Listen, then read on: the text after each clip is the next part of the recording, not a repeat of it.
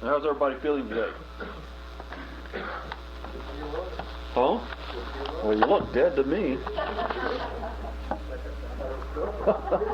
I'm not going to come over there and test that. I'll take your word on that, Kim.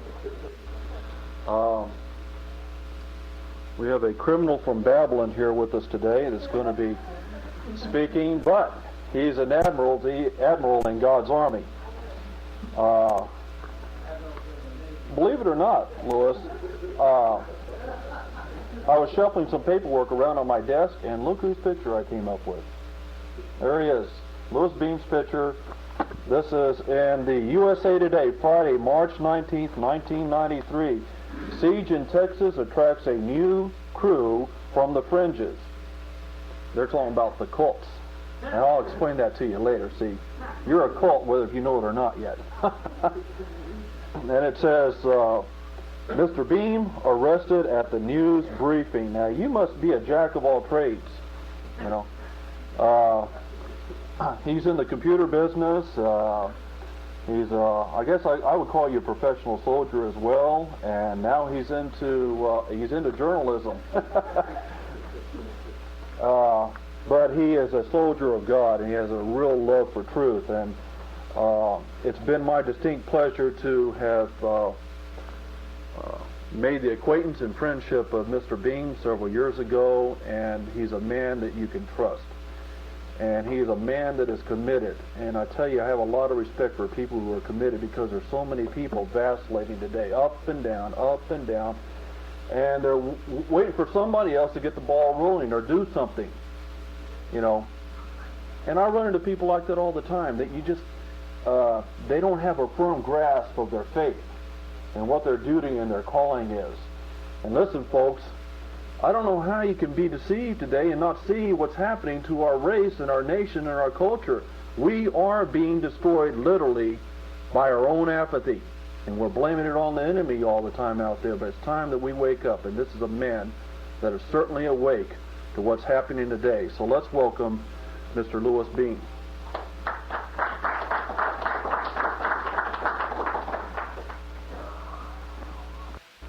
Hi, y'all.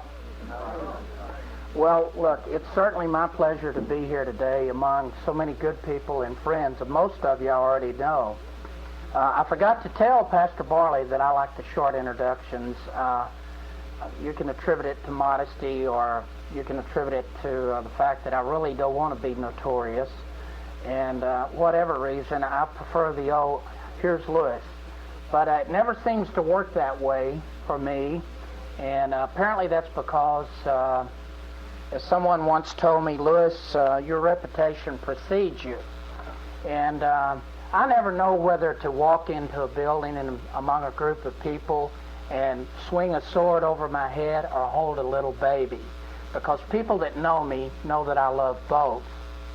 And that's very important. And so far as being a jack of all trades, so to speak, a patriot today must have an objective in mind, a goal, a destination, a point where he is attempting to reach. And a patriot that does not have that in mind will get lost on the way. And whatever it takes to achieve the victory, to win, that's what we have to be willing to do. And if I need to work on computers, which in 1982, I decided it would help the movement if we used the technology that the government had, so I taught myself computers. Later I decided that having the technology required using it, so I started writing. And then I started speaking more and more, because whatever I could do to help out, that's what I wanted to do. Because you see, the reason people often go up and down, as Pastor Barley has spoke about, is they really don't have a clear objective of where they're going. Now, if you're climbing a mountain, if there is a mountain in the distance, and you're walking across the valley headed for the top of that mountain where you intend to spend the night, you know that you can't stop and rest before you get to the top of the mountain. So there is no room for this vacillating up and down. There's no room for quitting and then getting excited and then quitting. If you have an objective in mind, you know where you're going, and you never stop until you get there. So that's why I have been able to maintain some consistency over the past 23 years. This is my 23rd year in what I would call patriotic politics. And the FBI now calls it terrorism. But, they have their vocabulary, we have ours. And our Father will rule who is right and who is wrong. And I rest confident in whom I believe. Amen. Well, so we must have firm objectives of where we're going and what we're going to do. And with that in mind, when the Waco situation developed down in Texas, and I saw what was transpiring, I had been living quietly, raising black-eyed peas and blonde-headed children, bothering no one.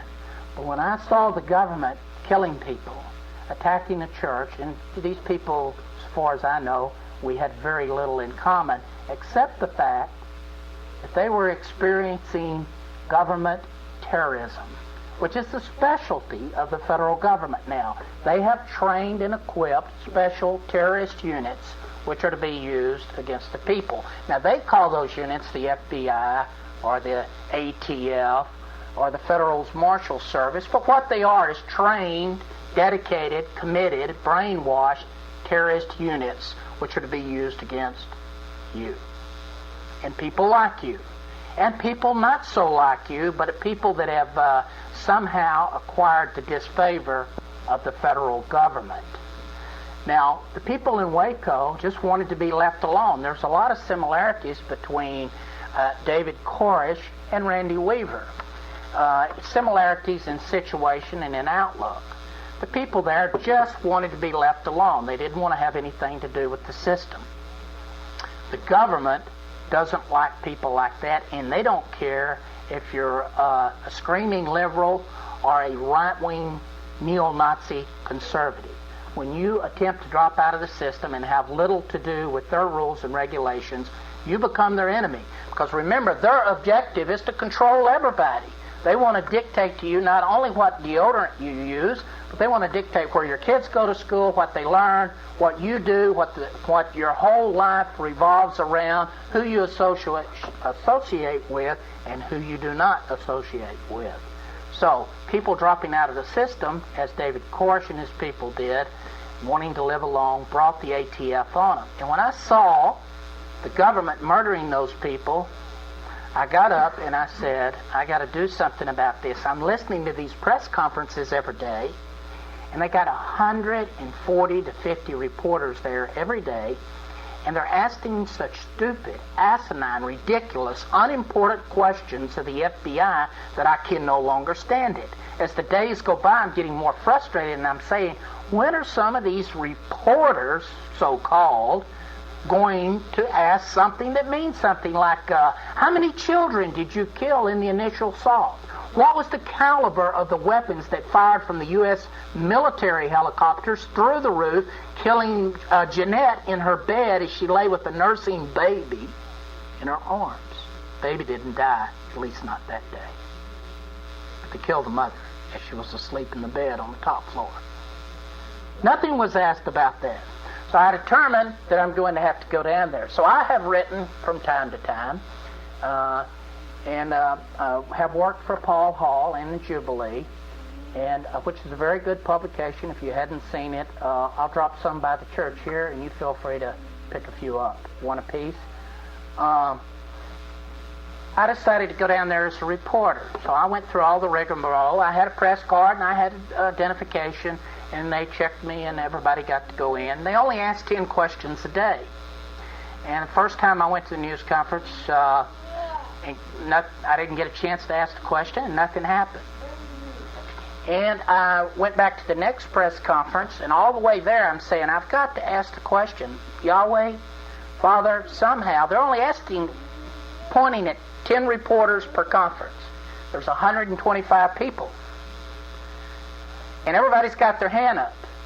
And I'm knowing that if I'm going to get a chance to ask something that means something, my Heavenly Father has to make the decision that that FBI agent up there, who probably has looked at my wanted poster, who studied my life history, who knows everything about me except some personal things that perhaps my wife knows that he doesn't, but he knows everything else, I know that if I'm going to get called on, my Heavenly Father has got to intervene in this situation and tell that FBI to point at me so I can ask my question.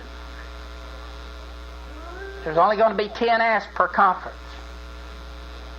Secondly, all the way to the news conference, I'm driving from my home, which is a couple of hundred miles away, almost 200, to Waco, and I don't know what I'm going to ask. What am I going to ask? I mean, there's 1,000 questions I could ask, and it's easy to sit there and say, well, ask this, this, and this, but when you're only going to get one question, and you feel like once you've asked that question, you're going to become persona non grata, that means they don't want you there no more. When you feel like you're only going to get one shot at them, you really want to ask an important question. So I'm saying, I've got a pen and paper, and all the way from my home to Waco, I got this tablet laying in the seat next to me. I was probably swerving up and down the road as I was going, and I'd start a question, and I'd say, no, that's not any good. And I'd drive another 15 miles, this is it, and I'd grab my paper, put it on the steering wheel, and I'm going down the road, and I'm writing down, and I said, no, that won't work. They'll never let me ask that. And in 200 miles, I could never decide on the question.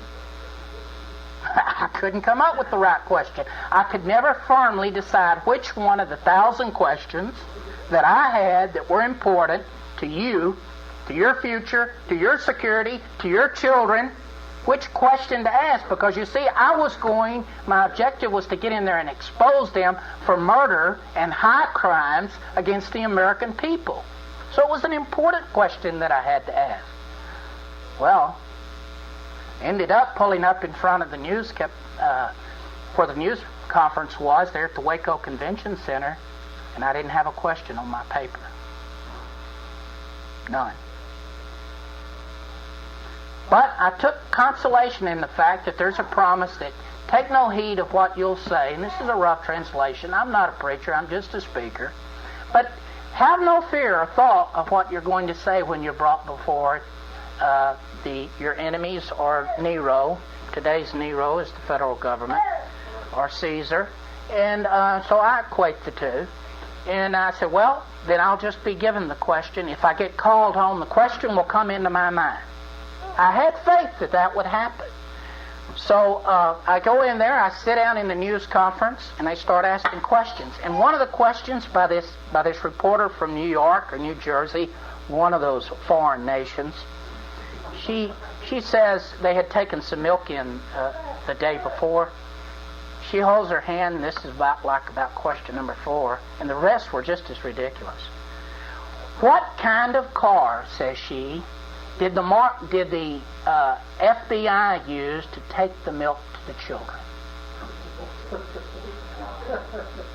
And I am literally squirming in my seat. I'm dying here. I mean, she wants to know about a car, and we got women and children and innocent men up there being shot and killed and murdered in their beds.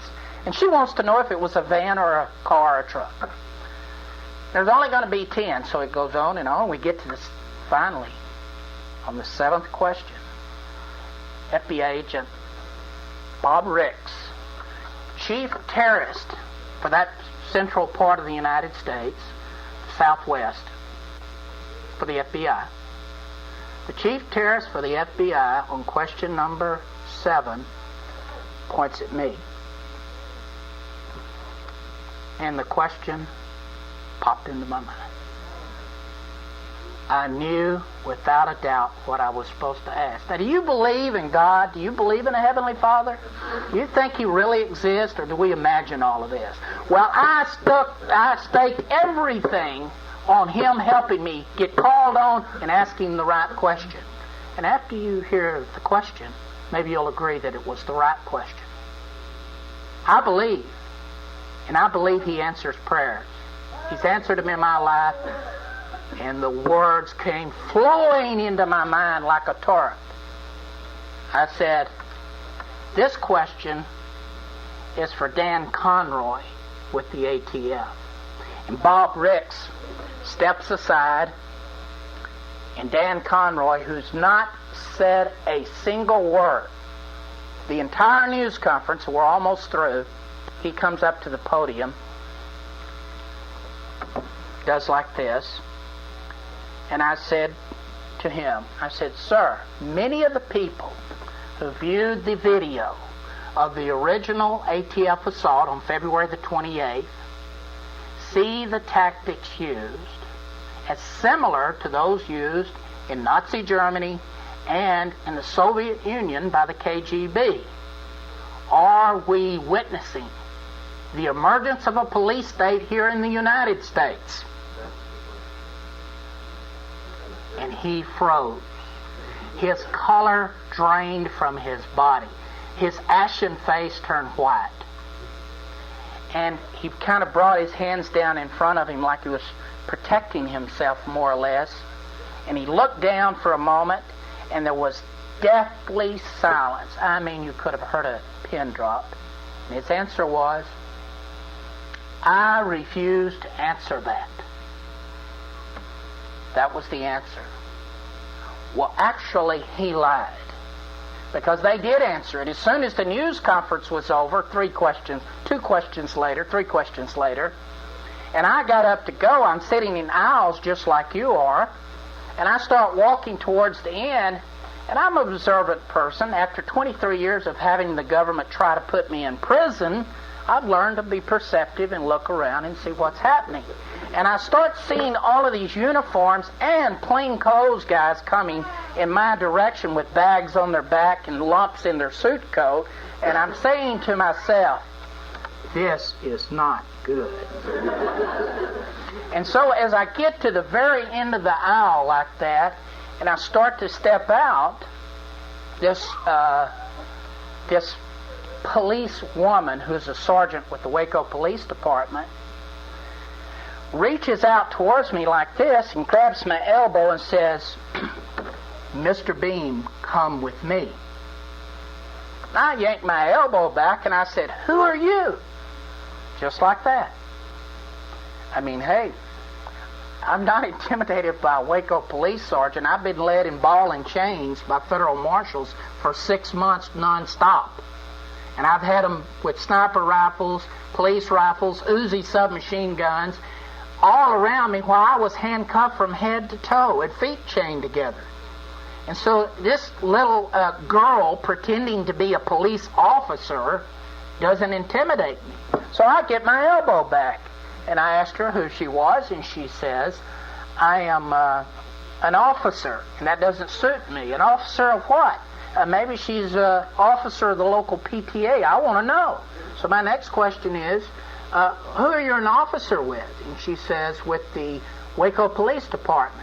And I said, "Well, I have violated no laws, and I'm not going with you." And she says, "Let me see your driver's license and your press card." Well, I have the press card pinned on my suit coat, and I have my driver's license in my billfold. And I said, "Fine." So I hand them over to her, and she says to me, "If you'll come with me, please." And my answer was, "No, thank you, ma'am." And about that time, we're in a news conference now. Imagine all of you are newspaper reporters, some 150 of them, 125 or so. The cameras are starting to come on because these other newsmen have seen what's happening. And they know I asked the question, which soon became known in Texas as the forbidden question. And very shortly, that would be a notorious name for it. Well, the cameras start coming on, and the news people start gathering around me. And everybody's filming, and she's telling me to come, and I'm saying, "No, thank you, ma'am." And she starts to come forward towards me again, and I'm right there at the end of the aisle. And you know what I did? What do you think I did? You won't believe this, but it's true. I'm not going to lie to you. I have no reason to. Truth's on our side. I reached down and pulled off my cowboy boot, held it up in my face, put it between me and her, and I said, "I just bought these boots, and my foot's killing me. I think I'll sit down." And I did. Well, by then, all of the media's filming, and somebody behind me, Yahweh provides, everybody in that room in there was probably my enemy. Either the government or the media. They all hated me. But guess what? There was one friend in there who was with the media. from a local Baptist church over in Nacogdoches, Texas, and he had a video camera. And as I'm just starting to sit down, somebody, a tape recorder comes over my shoulder, a little cassette, and a guy puts it in my hand and he says, "Here, you're going to need this." And I'm thinking, what's happened? Why am I going to need this? Who is this man? And he says, "I'm from the Heritage Baptist Church, Nacogdoches." And he said the name of his pastor, his dear pastor, who I don't remember.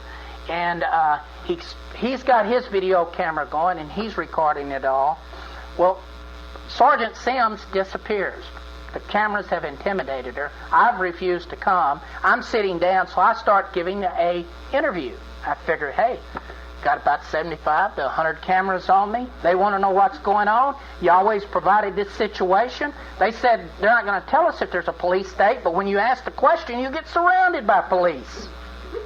They've answered the question, so I give them an interview. And I said that one of these guys from one of the big major television stations, turned out to be CNN, he says, "Why have they taken your press card?"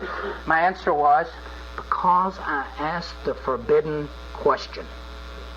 He said, "Forbidden question? What was the question?" I got to say it again. That night it was on CNN nationwide.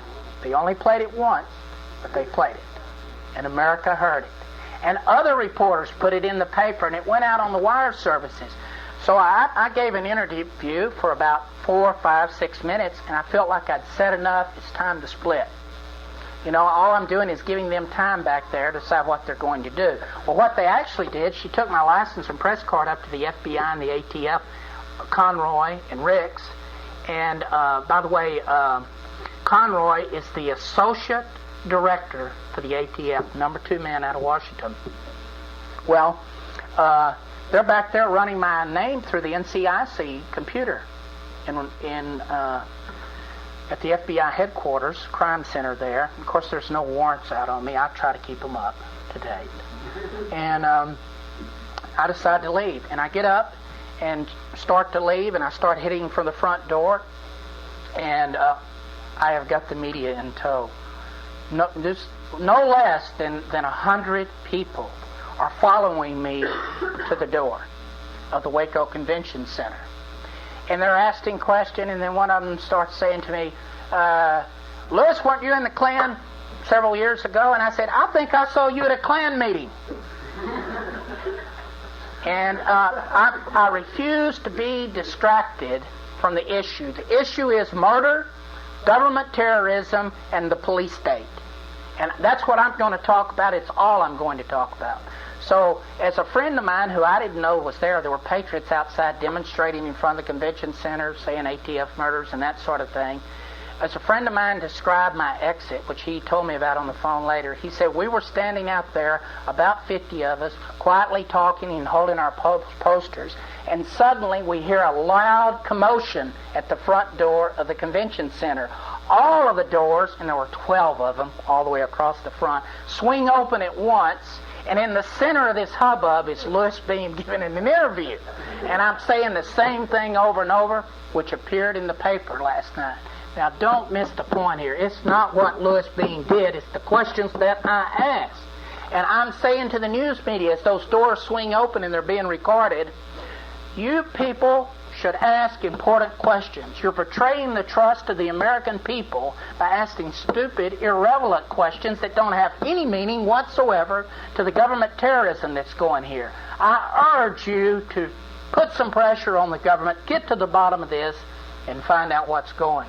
Well, believe it or not, all of that got in the local papers. Some of it went out on the wire service, and it was carried.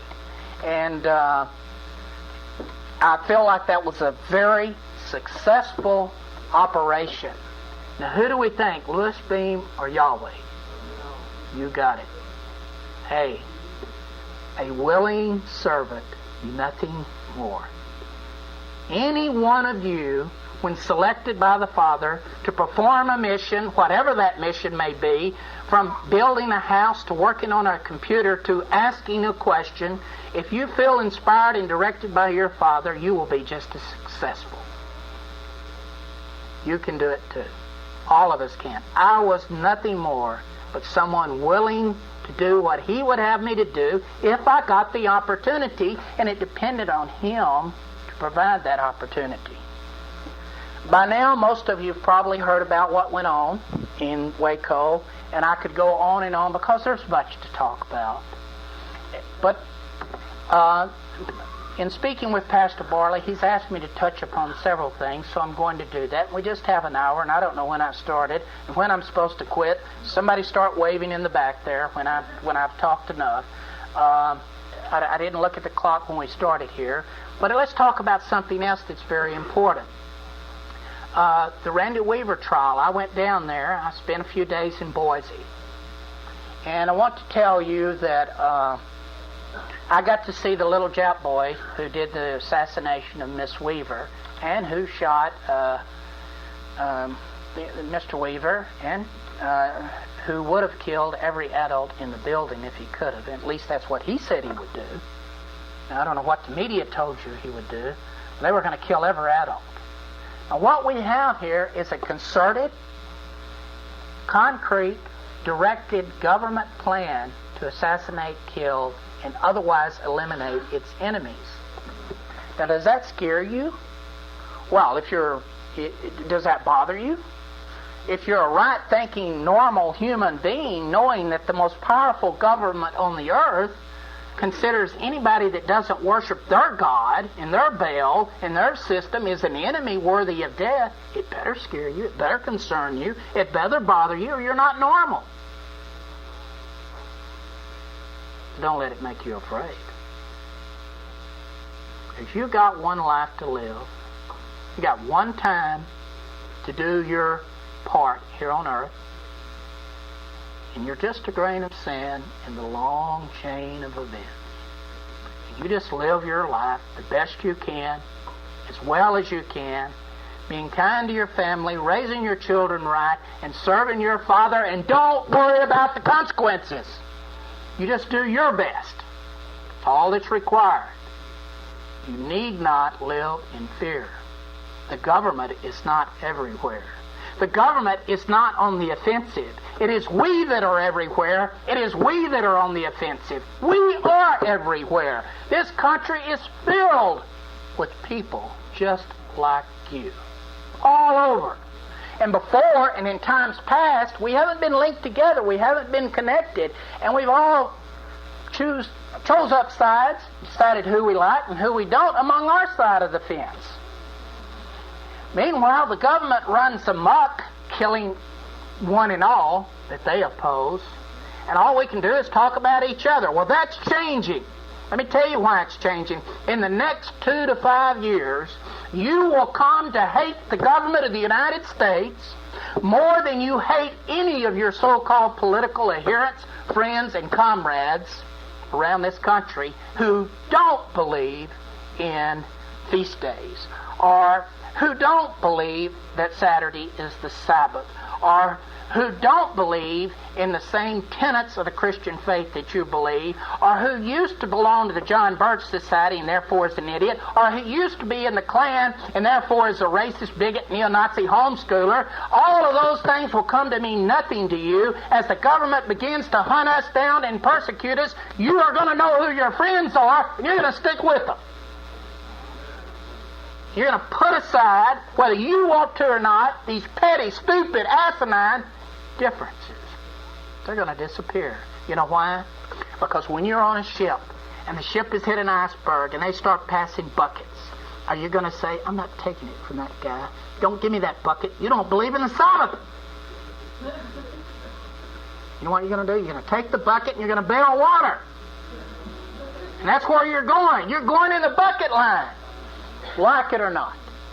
Like it or not. And I like it. Because now, I get to travel a wide spectrum. I belong to no groups anymore. I haven't in over 11, 12 years. I travel the entire country. I meet people. Well, not the entire country. They still have not got me to voluntarily cross the Mason-Dixon line and go north. But I go all over the South, Southwest, and out west, and believe it or not, for the first time since I got home from Vietnam, next month I'm headed to California to speak at the Jubilee jubilation ceremony, I think Paul Hall calls it. And that's the first time I'm going back over there to have anything to do with California other than one trip. I just don't like the place. But never mind. If they pass me the bucket, I'm going to grab that bucket. And Paul Hall's passed it to me. And I'm going.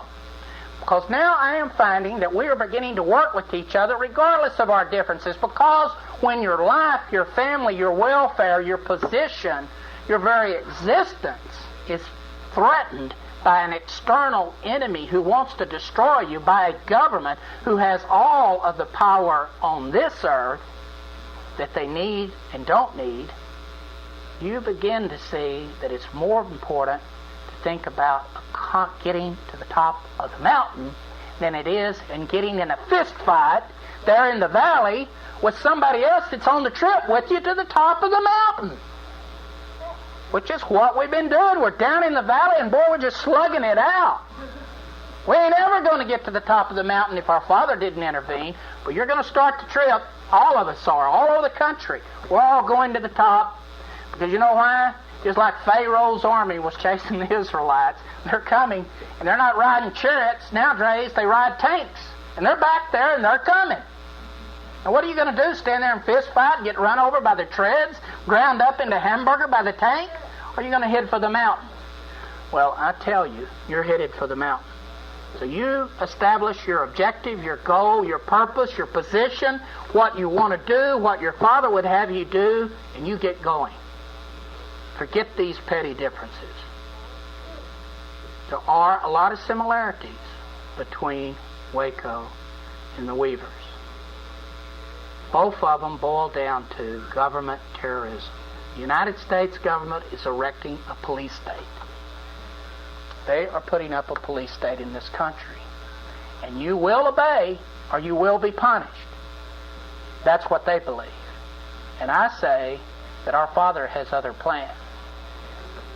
There will be a remnant, and you may consider yourself part of that remnant, and I certainly hope that you are, all of you except whoever the federal agent is. And why did I say that? Well, the government promised that there will never be a meeting again in this country where two or more people are gathered together in the right wing where they do not have one person present.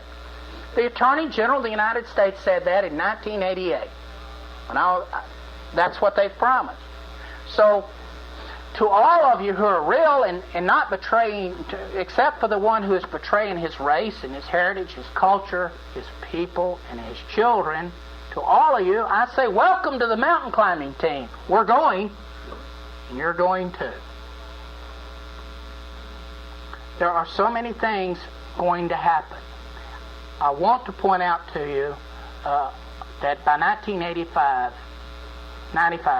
there I did it again. I said that to Pastor Barley. I said, what? He said 85, 1985. I said, where'd the last 10 years go? Hey, life goes by fast when you're having fun.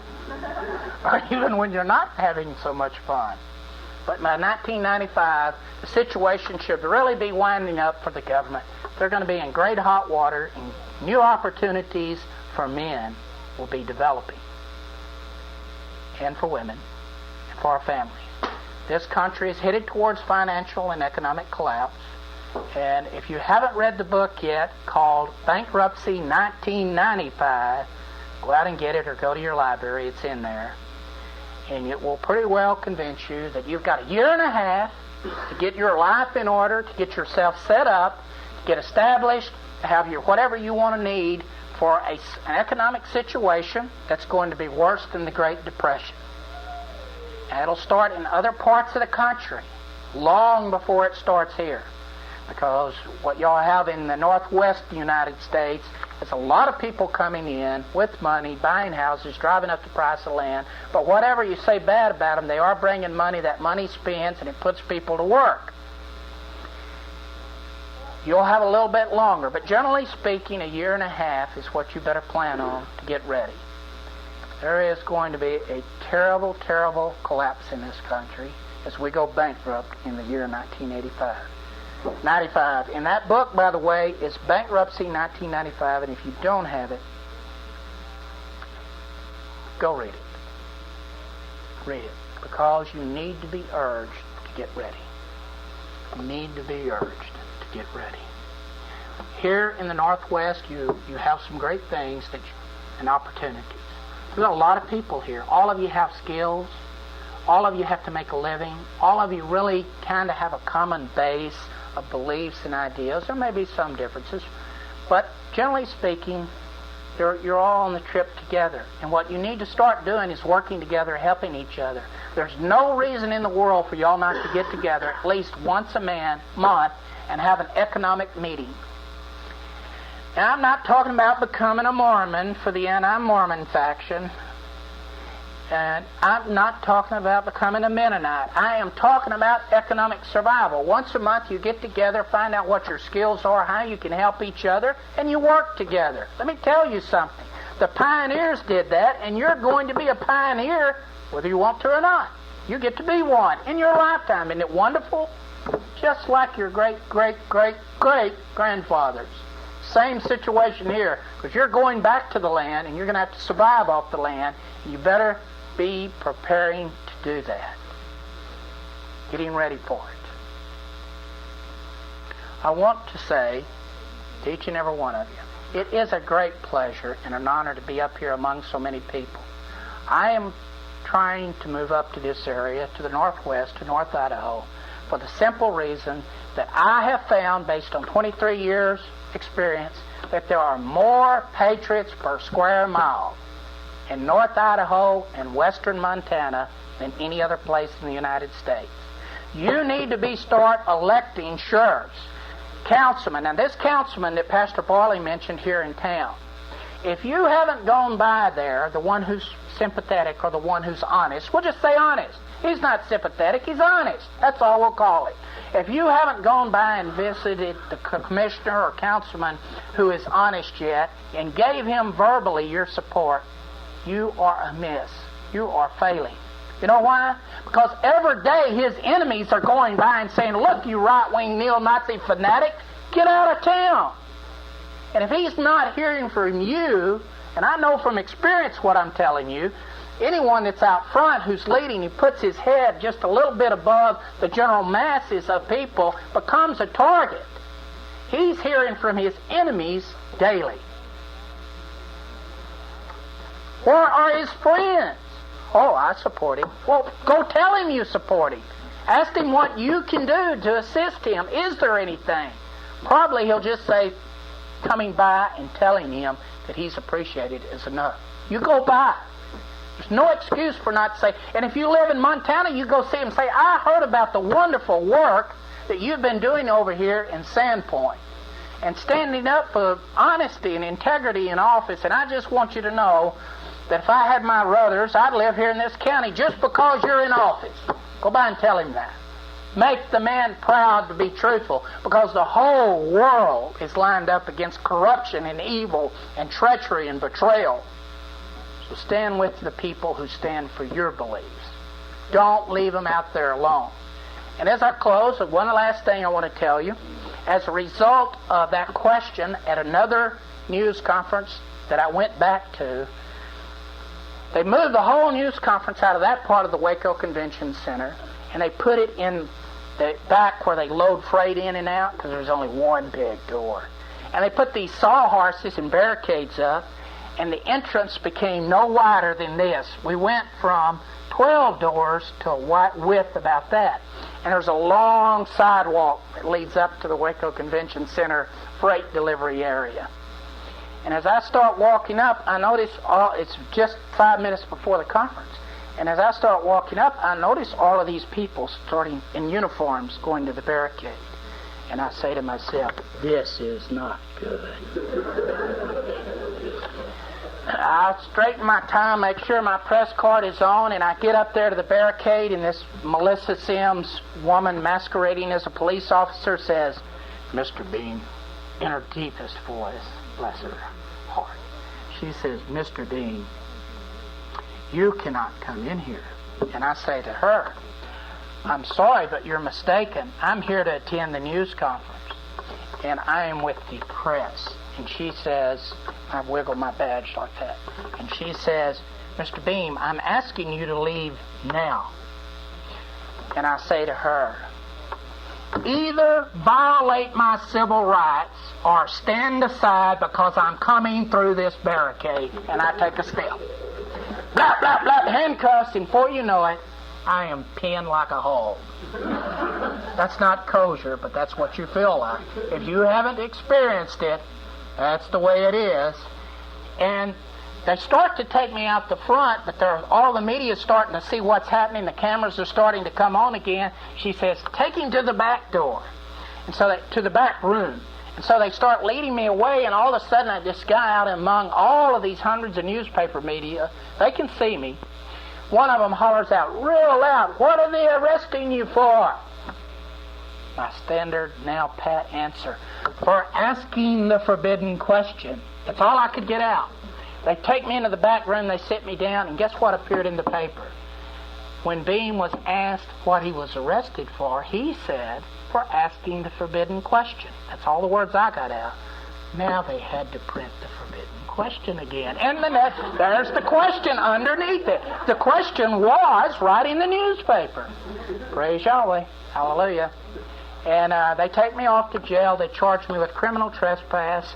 I was supposed to have been in court 2 weeks ago. They've already put me off twice, so I called in sick, told them I wouldn't be there this time. My next court appearance is on the 19th. I bailed out on a $1,000 bond, personal recognizance. The bondsman came into the office, and they held my hearing in the jail cell. Media's outside banging on the doors wanting in. And this lady, Mrs. Evans, comes up to me and says, "Mr. Beam, your bond's $1,000. The door cell opens up.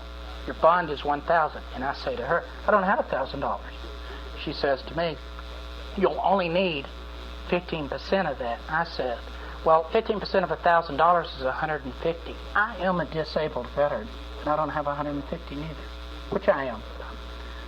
Don't have to go into it, but I am. And she says, "Who are you?" And I said, "Well, let me just tell you this first. I will rot and die in this jail cell before I'll give the state of Texas 1 penny to violate my civil rights." And then she says, "Who are you?" And I said to her, "I'm the person who asked the forbidden question." This lady, this magistrate, looks at me and says, "That question needed to be asked. I'll get your PR card." So I stand in front of you today. Gave them a post office 175 miles away from where I live, the wrong zip code. The only thing accurate was my name. They wanted me out, and I told them, I said, "I don't use this box anymore, but I still pay the rent on it. That's what I want to put down." They didn't care. Just get out of my jail. That's all they wanted. The media's calling. They're banging on the door. Get out of the jail. So I'm gone. We go to trial, supposedly the 19th of this month. I'm just a very short time from now.